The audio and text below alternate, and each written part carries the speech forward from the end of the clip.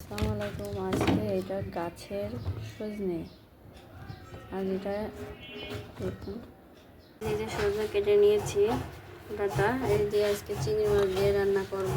আর মশলা এখানে নিয়েছি পেঁয়াজ, ঝাল পেঁয়াজ শেষে নিয়েছি, আবার বাটা দিচ্ছি, পেঁয়াজ বাটা, রসুন বাটা, জিরে আর লবণ হলুদ। এই দিয়ে আলু দিয়ে সজনা দিয়ে চিংড়ি মাছ দিয়ে রান্না করবো। তাই সাথে থাকুন, দেখতে থাকুন। মশলাটা আমি দিয়েছি।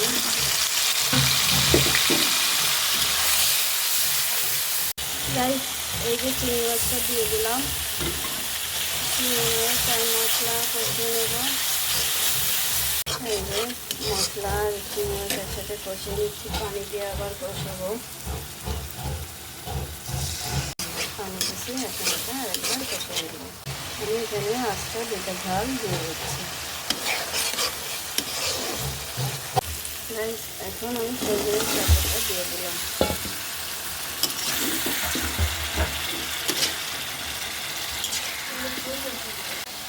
তাই যে দেখুন, এখন এটা আমি নাড়াচাড়া দিয়ে নিচ্ছি।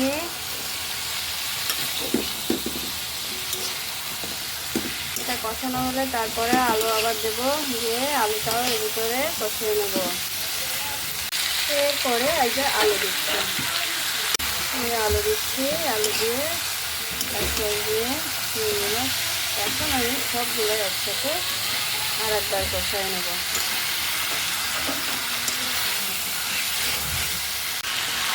এই দেখুন, কষানো হয়ে আসছে।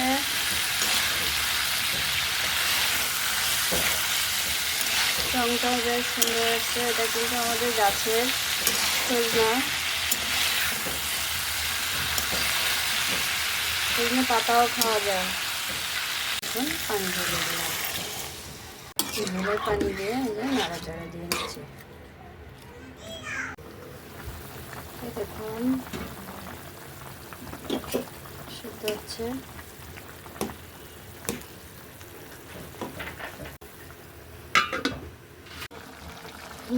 দেখুন ঝোল কমে গেছে, এরকম থাকবে। সজনে দিয়ে চিংড়ি মাছ দিয়ে আলু দিয়ে রান্না করলাম আজকে নতুন তরকারি। একটু পরেই নামাবো, ঠান্ডা হলে নামালে ভালো হয়। সজনে শরীরের জন্য খুব উপকার। সজনে ডাঁটা, সজনে পাতা।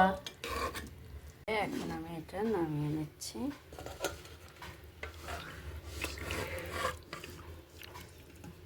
সজনে দিয়ে আলু দিয়ে চিংড়ি মাছ দিয়ে রান্না করলাম। আমার এই রান্নাটা আপনাদের যদি ভালো লেগে থাকে একটু বেশি বেশি করে সাবস্ক্রাইব করে দিয়েন, লাইক করেন, শেয়ার করেন। আরও নতুন নতুন রান্নার ভিডিও দেখাবো, সাথে থাকবেন। ধন্যবাদ সবাইকে।